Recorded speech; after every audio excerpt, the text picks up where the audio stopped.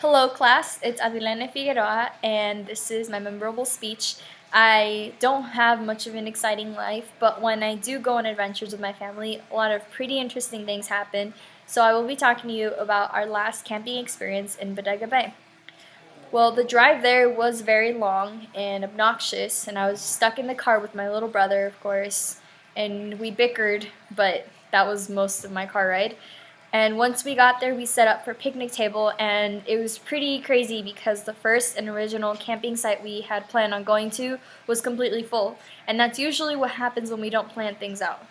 This was like one of the only times that we didn't plan it out too. So of course something's going to go wrong. So we asked the cashier, if there were any other nearby camping spots, and he said to travel up a few miles down the highway. So we did. And we kept going and going and going, and for miles all we saw was the ocean, and it was a very nice view, but it was getting very late and we were hoping to find a new site soon. We'd been traveling for like half an hour already, and we still hadn't gotten to our camping site, so we were wondering if it was just should we just go back home by then, even though we had already been like 3 hours into the drive. So we kept going, and then finally we find a little area that looks like a little camping site. So we drive up to the door and we ask if there are any spots available, and they tell us that if we travel up a few more miles up this really steep hill, that there are a few available, but to get there quickly because they close by 7. So of course we had a few trucks with us too. We had an aunt and uncle with us and all their families. So we had a few cars behind us, and we traveled all the way up, and we went all the way up this really steep hill, and it's really crazy looking down. You could see clouds, and it was just everything looked so small, and it was really cold. But finally, when we got to the top, they let us in, and we paid for I think it was 2 nights. And then the first thing we do is we sit up, we eat dinner, and we go to sleep.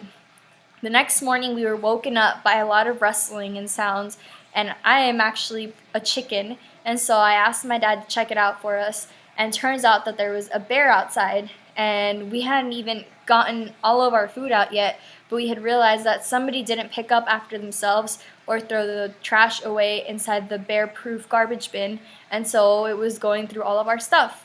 And my dad acted like it was no big deal, of course, but I was freaking out. And finally, my dad just rustled it away with a garbage bag, and it went away. We went back to sleep, and we woke up in the morning. And the first thing we did was we made breakfast, and then my mom decided that it'd be a good idea to go out and go hiking while the rest of the family woke up. So I took my brother and my little cousin, Areli, and we took off to the nearest mountain we found. We didn't even know where we were going because we'd never been there before. But we let my mom lead us, which I didn't know if it was such a good idea at the time, but it turned out to be okay. We went down a really steep mountain, and we found that we were very close to the ocean, actually. And we went down to the shore, and we were just exploring. The water was freezing, and it was probably like 6 in the morning. Definitely not the right time for a dive. And if you've ever been to the Pacific Ocean, you know it's very salty and very, very cold, like the entire year. So we go down to the shore, and we're pretending like we're enjoying this freezing water at our toes, and all of a sudden my mom sees a starfish. And of course, being from the country, up in the country, we don't have anything but sticks and deer and rattlesnakes. So it was pretty cool seeing the starfish.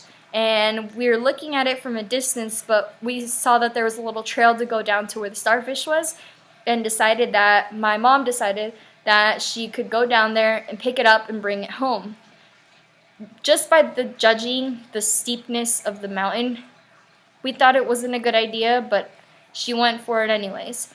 So she's making her way down. She struggled to get down too, which was like another warning sign that she avoided and kept going.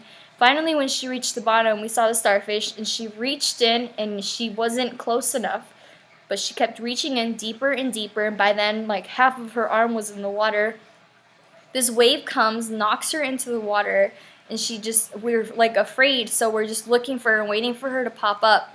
And she sits up, and the first thing we see is the starfish in her hand. Of course, she was very proud of herself for bringing the starfish home, but that was very dangerous and kind of scary. But I guess we could say that my mom is the one that's the bravest out of the family.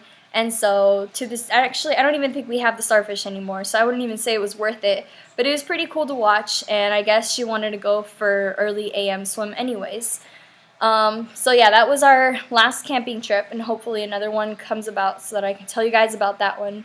But for now, that is my most memorable speech. Thank you. Bye.